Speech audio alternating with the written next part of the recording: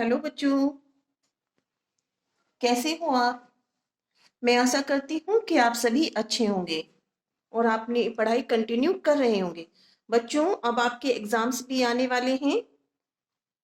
ठीक है, तो आप अपनी पढ़ाई में लगे रहिए, क्योंकि कुछ सब्जेक्ट ऐसे होते हैं जिन्हें हम कंटिन्यू पढ़ना पड़ता है हमें। ठीक है, सभी सब्जेक्टों पे आपको अपनी पकड़ बनानी है। बच्चों, हम अपना संस्कृत में टॉपिक कर रहे थे अनुवाद। ठीक है, अनुवाद को मैंने आपको समझाया था कि बच्चों, अनुवाद बनाने के लिए सबसे पहले हमें किन किन नियमों का पालन करना है, कौन कौन सी चीजें हमें पता होनी चाहिए। तो एक चीज मैंने आपको बताई थी बच्चों कि अनुवाद बनाते हुए सबसे पहले हमें ये ध्यान रखना है कि जो हमारा कर्ता है वो किस पुरुष के अंतर्गत आता है। तो इसके लिए हमें क्या पता होना चाहिए बच्चों कि संस्कृत में पुरुष कितने होते हैं। ये मैं अपनी पिछली वीडियो में पढ़ा चुकी हूँ। जिन बच्चों ने लास्ट की वीडियो नहीं देखी है तो आप प्लीज उन्हें देख लीजिए पहले, तो आपको वहां से टॉपिक क्लियर हो जाएंगे।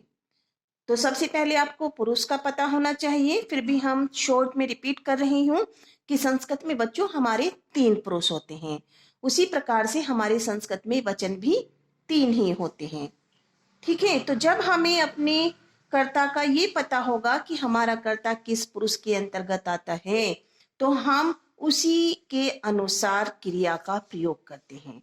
ये बिल्कुल मैंने आपको सिंपल वाक्य समझा रखे हैं लास्ट वीडियो में, आप उन्हें जरूर देखिए। ठीक, तो अब हम बच्चों समझ रहे थे कि हमारी विभक्तियां कितनी होती हैं, हमारे कारक क्या होते हैं। इसकी टेबल भी मैं करा चुकी हूँ। आपको पता होना चाहिए कि संस्कृत में हमारी विभक्तियां कितनी होती हैं, 7।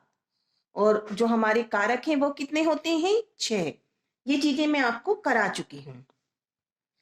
तो बच्चों, जो हमारे संस्कृत में मेन है, आपको अपने रूप पे भी पकड़ बनानी है कि जो हमारे रूप हैं वो किस प्रकार से चलते हैं।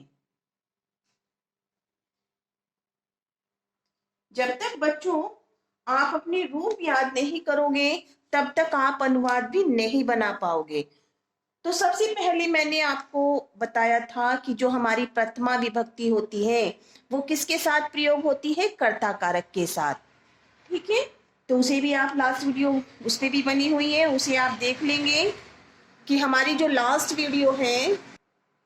ठीक है, लास्ट वीडियो में मैंने कर्ता कारक के साथ कि हम प्रथमा विभक्ति का प्रयोग करते हैं वो आपको बहुत अच्छे से समझा रखी है। सेकंड मैंने आपको बताया था कि जो हमारा कर्म कारक होता है उसमें हम द्वितीय विभक्ति का प्रयोग करते हैं।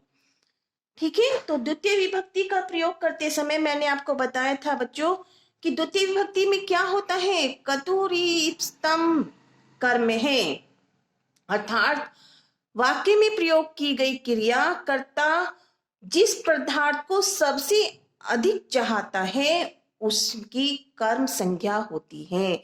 यानी कर्ता का प्रभाव जिस चीज पर पड़ता है उसमें हम क्या करते हैं, कर्म कारक होता है द्वितीय विभक्ति का प्रयोग करते हैं। ठीक है, अब बच्चों इसमें मेन चीज मैंने आपको बताई थी कि इस वाक्य जो हमारे वाक्य होते हैं जिसमें हम द्वितीय विभक्ति का प्रयोग करते हैं कर्म कारक के साथ, तो उसमें कुछ 16 धातुएं भी मैंने आपको नोट कराई थी कि संस्कृत की कुछ 16 धातुएं ऐसी होती हैं जिनमें चिन्ह हमारा कोई सा भी हो उसमें हमेशा हम द्वितीय विभक्ति का प्रयोग करेंगे। इसी टॉपिक पे हमारा चल रहा था। तो सबसे पहले इस टॉपिक को करने से पहले वे 16 धातुएं आपको बहुत अच्छे से लर्न करनी है। कौन कौन सी धातुएं थी बच्चों, दुहु, याच, पच, रुद्र, प्रच, ची, भ्रू, सास, जी, मंत और मुमा मुशाम। तो एक एक विभक्ति का मैंने आपको समझा रही थी कि दुह मिस क्या होता है, दुहना। दुहना क्या होता है बच्चों, जैसे हम गाय से दूध को दुहते हैं। ठीक है, ये मैं आपको बता रही थी कि गोपाल गाय से दूध दोहता है। तो गोपाल कौन है बच्चों इस वाक्य में, हमारा काम को करने वाला अर्थात कर्ता। ठीक है, तो कर्ता में हमारी कौन सी विभक्ति चलती है, प्रथमा विभक्ति। जो हमारे प्रथमा विभक्ति के रूप होते हैं 3 वचनों में, हम फिर वैसे ही अनुवाद में भी बच्चों देखते हैं कि जो हमारा कर्ता है वो कौन से किस वचन के अंतर्गत आ रहा है। भाई गोपाल अकेला है, तो हम उसमें एक वचन का प्रयोग करेंगे। अगर दो हैं तो द्विवचन का, और हमारे बहुत सारे हैं, दो से अधिक हैं, तो हम उसमें बहुवचन का प्रयोग करते हैं। लेकिन यहाँ वाक्य में देखिए बच्चों, गोपाल गाय से दूध दूहता है, अर्थात कितने हैं? गोपाल एक ही व्यक्ति है। इसलिए हमने क्या किया है कि हमने प्रथमा विभक्ति के एक वचन में जो हमारा अकारांत रूप होता है, इसलिए विसर्ग लगे हैं। क्या लिखा है? गोपाल है। ठीक। और किससे दूध दो रहा है? गाय से। देखिए अब यहाँ पे चिन्ह है से, जो हमारा तृतीय विभक्ति में आता है या फिर पंचमी विभक्ति में आता है, किंतु दूह धातु होने के कारण इसमें हमें द्वितीय विभक्ति का ही प्रयोग करना है। ठीक है, ये मैं आपको लास्ट वीडियो में भी बता रही थी, आप उस चीज को ध्यान से देखेंगे कि गोपाल गाय से दूध होता है, इसमें दूह धातु है, इसलिए जिससे भी काम हो रहा है, जहां पे चिन्ह कोई भी हो, जैसे से आ रहा है, तो ये हमारा धेनु, अर्थात इसमें भी द्वितीय विभक्ति का प्रयोग होगा। ठीक है। दुग्धम, भाई हमारा दोहने का काम किस चीज को, गोपाल किस चीज को दोह रहा है? दूध को, तो हम उसमें भी द्वितीय विभक्ति का प्रयोग करते हैं। और दोगदी, तो ये बन जाता है हमारा वाक्य, गोपाल है धेनु दुग्धम दोगदी। ठीक है।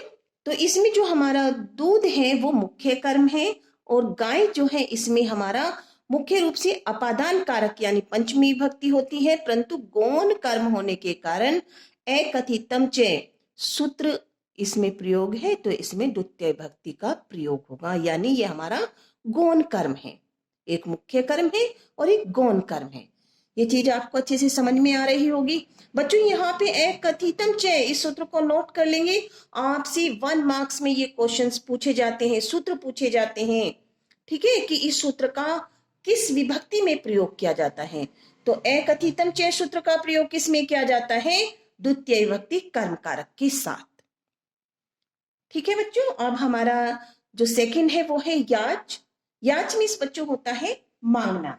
क्या होता है बच्चों? मांगना। अब देखिए हमारा कि बालक पिताजी से लड्डू मांगता है। अब यहाँ पे भी सेम वही कंडीशन है बच्चों कि बालक, ये हमारा क्या है? करता है, मांगने वाला है किसी चीज को, पिताजी से। भाई मांग क्या रहा है? लड्डू। तो लड्डू हमारा क्या हुआ?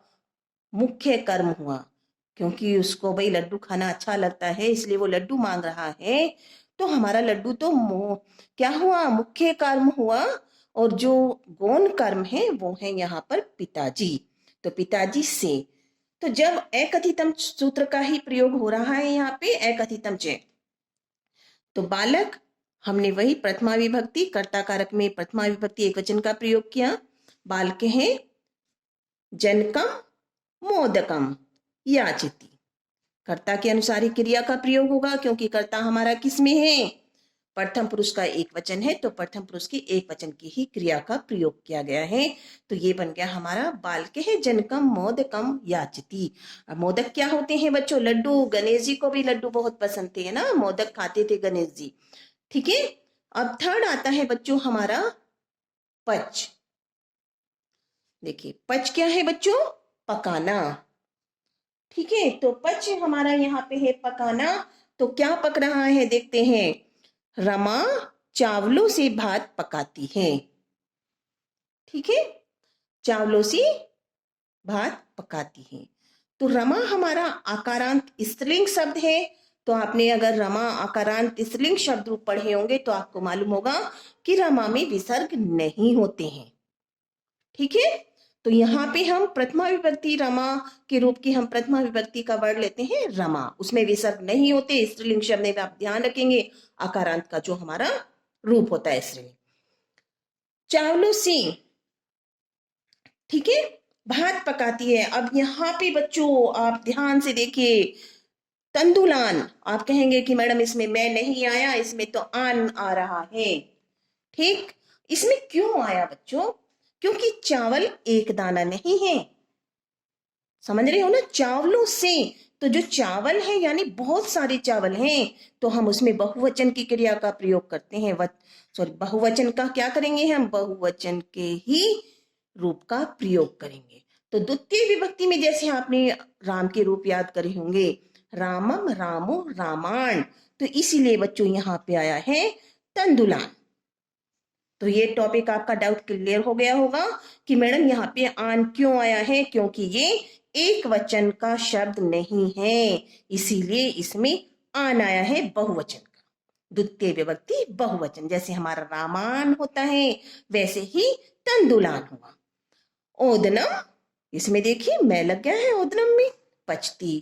तो बिल्कुल क्लियर, आपका अनुवाद बिल्कुल सही हो गया होगा कि रमा तंदुलान ओदनम पचती, कि रमा चावलों से भात पकाती है। अब देखिए बच्चों, 4 वर्ड हमारा है दंड। दंड से तो सभी को मालूम होगा दंड क्या होता है, पनिशमेंट यानी दंड देना। ठीक है, तो दंड कौन देता है, वही जिसको दंड देने का अधिकार हो वही तो दंड देगा। अब देखिए हमारा वाक्य क्या कहता है बच्चों, न्यायाधीश चोर को 100 रुपए का दंड देता है। ठीक है, किसको दंड मिल रहा है, चोर को।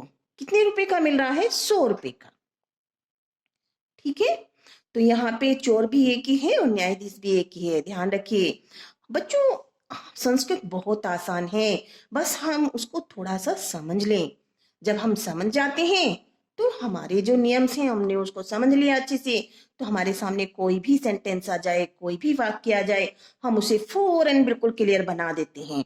अब देखिए बच्चों, न्यायाधीश हैं तो ये भी एकारांत शब्द है, तो हमने इसमें क्या लिखा, क्योंकि क्या है बच्चों, ये करता है, दंड देने वाला है, तो न्यायाधीश है। जैसे हम राम है लिखते हैं वैसे ही हमने इसमें विसर्ग लगा के लिखा न्यायाधीश है।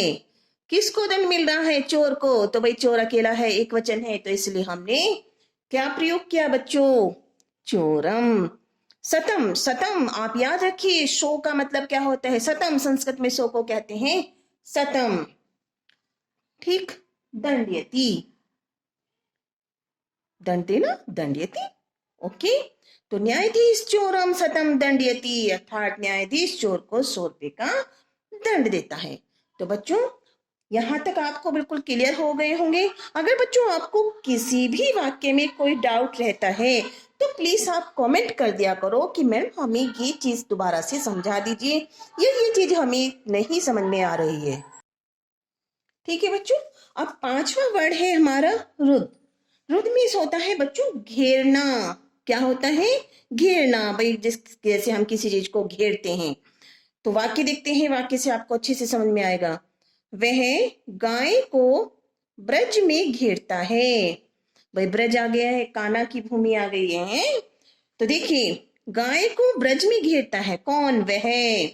तो वह हमारा क्या है बच्चों, प्रथम पुरुष का एक वचन, जो हमारा प्रथम पुरुष का करता है वह।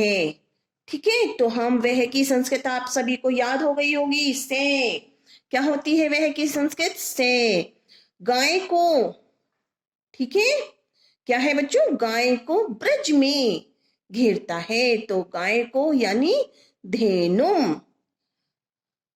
ब्रज में, यहाँ पे देखिए ब्रज में आ रहा है, में पेपर कहाँ के चिन्ह है, आप याद करेंगे इस चीज को, टेबल को मैंने बहुत अच्छे से याद कराया है। लेकिन घेरना रुद्र धातु का प्रयोग है, तो वहां पे हम ब्रज में भी द्वितीय विभक्ति का प्रयोग करेंगे, ब्रजम अवरुदंती। अवरुदंती यानी वह गाय को ब्रज में घेरता है, से धेनु ब्रजम अवरुदंती। ठीक, तो ये हमारा वाक्य क्लियर हो गया। अब बच्चों 6 वर्ड है हमारा प्रच। क्या है बच्चों, प्रच। प्रच मीन्स होता है बच्चों पूछना। जैसे अगर आपको कोई डाउट हो तो आप भी पूछेंगे भाई कि हमें ये क्लियर कर दीजिए, पूछना पड़ता है बच्चों को, टीचर से पूछना पड़ता है। ठीक है, तो पूछना चाहिए, जब तक आप पूछोगे नहीं तो आपके डाउट क्लियर नहीं होंगे। तो हमारा वाक्य क्या है बच्चों, अध्यापक छात्र से प्रश्न पूछता है।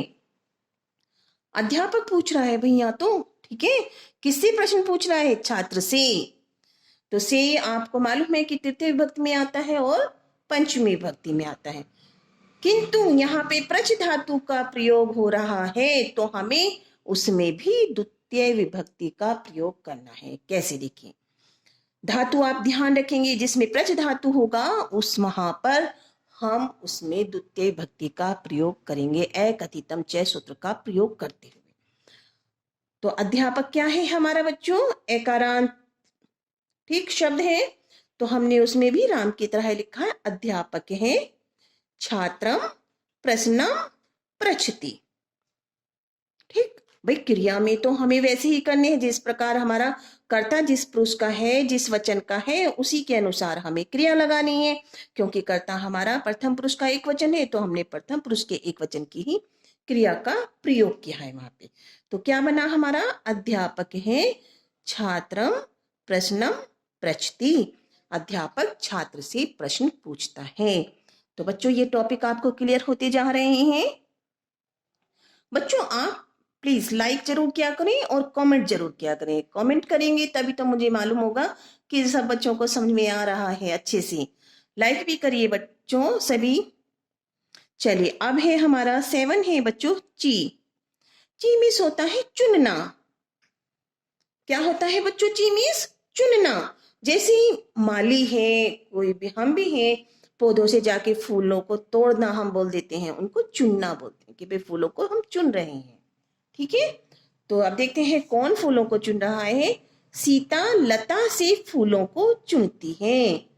सीता, सीता आकारांत शब्द है। ठीक है, अब देखिए लता से शब्द आ रहा है आपको, फिर भी हमें वहां पर, क्योंकि यहाँ पे ची धातु का प्रयोग है, तो हमें क्या करना है, उसमें भी द्वितीय विभक्ति का प्रयोग करना है। तो आकारांत शब्द होने के कारण सीता में हम विसर्ग नहीं लगाएंगे, क्योंकि रमा में विसर्ग नहीं आते। ठीक है, सीता लता पुष्पाणी। पुष्पाणी क्यों आया? क्योंकि बच्चों हमने में क्यों लगाया? क्योंकि जो हमारा द्वितीय विभक्ति का बहुवचन का रूप है पुष्प में कैसे चलता है। जैसे आपने बच्चों फल के रूप पढ़े होंगे, कैसे चलते हैं? फलम फले फलानी, फलम फले फलानी। ठीक है, फलम तो पुष्पम, फले पुष्पे पुष्पाणी। तो यहाँ पे हमें ध्यान रखना है, क्योंकि फूलों को, फूल बहुत सारे हो गए हैं, इसलिए हमें बहुवचन का प्रयोग करना है। तो यहाँ पे हमने लिखा है, देखिए, सीता लता पुष्पाणी चुनौती। ठीक है, तो बच्चों आप इसी सरल सरल से वाक्यों को ध्यान में रखें और उनको बिल्कुल क्लियर करते जाएंगे, तो आप अनुवाद कभी भी नहीं भूलेंगे। हो गया बच्चों आपका क्लियर? सीता लता पुष्पाणी चुनौती। अब देखिए 8वां है हमारा वर्ड ब्रू। ब्रू मीन्स होता है बोलना। भाई आजकल तो सभी बोलते हैं, बहुत ज्यादा बोलते हैं। टीचर क्लास में साइलेंट करने के लिए कहे, फिर भी बहुत सारे बच्चे ऐसे होते हैं जो बोलते रहते हैं, बोलते रहते हैं। लेकिन आप तो बिल्कुल डिसिप्लिन में रह के पढ़ रहे हो, कुछ बोल ही नहीं रहे हो हैं। चलिए भाई, ये भी किसका है? टेक्नोलॉजी का। चलिए, ब्रू मीन्स बोलना। अब यहाँ पे तो मैं ही बोले जा रही हूँ बच्चों। ठीक है, अब देखिए वाक्य में देखिए क्या है। आचार्य शिष्य को धर्म का उपदेश देता है। शिष्य को, ठीक है, धर्म का की के। ठीक है भैया, आप अपनी टेबल अच्छे से लर्न कर लीजिए, तभी आप बता पाएंगे कि का के रारी रे इन चिन्हों का प्रयोग कहाँ पे किया जाता है, कौन से कर्ता के साथ किया जाता है, कौन सी विभक्ति में होता है। ठीक है, आप देखिए यहाँ पे ब्रू देता है। क्या देता है? ब्रू बोलता है, उपदेश देता है। तो आचार्य है, ये अकारांत शब्द है, इसलिए हमने राम के रूप की तरह इसमें विसर्ग लगाए हैं। आचार्य है शिष्य, शिष्यों को। ठीक है, धर्मम धर्म का, ब्रूते उपदेश देता है। आचार्य शिष्यम धर्मम ब्रूते। ठीक है, बोलता है धर्म के बारे में। ठीक है, आचार्य शिष्यम धर्मम ब्रूते।